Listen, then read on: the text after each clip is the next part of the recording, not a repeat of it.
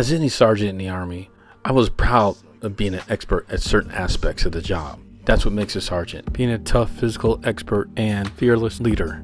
In fact, the Army had special designations to identify different levels of competence. For example, I wasn't just a paratrooper, I was a jump master.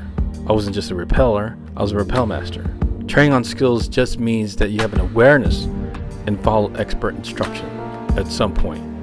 Being an expert requires a certain level of practical application on the job. Although being an expert isn't always a requirement, it speaks to a leader's competence and dedication to the organization, but it will also signal the quality of leadership the team will receive. The Army has created a leadership model which I use as a guide. If your organization doesn't have an outline model, there are inferred attributes and competencies that should be defined. And you can tell what these are based on the industry, nature of the job, the profession. There are certain skills and knowledge unique to your industry, your organization, and maybe even your department. Identify what they are and outline them. The orange hemisphere denotes the Army's leadership attributes. We covered attributes for a general leadership model in the last session. The black hemisphere are the Army's leadership competencies. Leads, develops, and achieves. These competencies are standard and create a realistic expectation for each and every leader. So if we break down what competencies are so you can identify it for your own organization, competencies are a combination of the leader's institutional knowledge, self-development, and training. Many organizations offer training to develop leaders, but the purpose of training is to improve the leader's confidence in leading.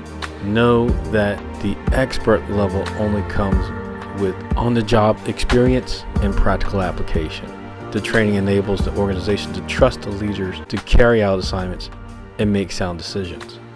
Leads identifies the ability of the leader to apply his or her attributes while encouraging a team during the task. A team's performance is dependent on the application of leadership and the example he or she sets.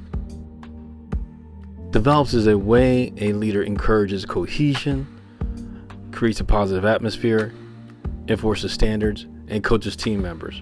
From onboarding to task execution, a leader is responsible for the growth of each team member and ensuring they maintain an excellent level of professionalism.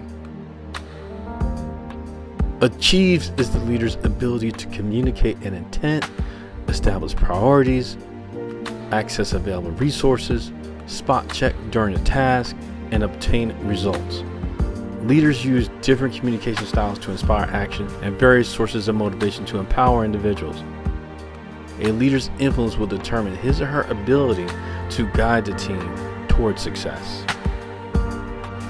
So at this point, you made total sense of the leadership model. One hemisphere covers the attributes, the other hemisphere covers the competencies. If you only operate with half of the entire model, you are going to observe an incomplete leadership performance.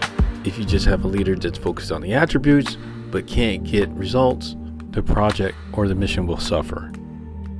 That equals poor leadership. No matter how nice a person or how effective they are as an employee, they still need to guide a group. If they have all the execution of a leader down but don't have the right attributes, again, you get an incomplete result. So our job is to put this entire model together.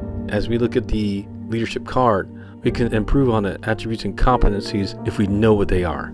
Hopefully by going through this exercise, you will understand that leaders can't point fingers, that everything the team does or fails to do is dependent on the ability of the leader.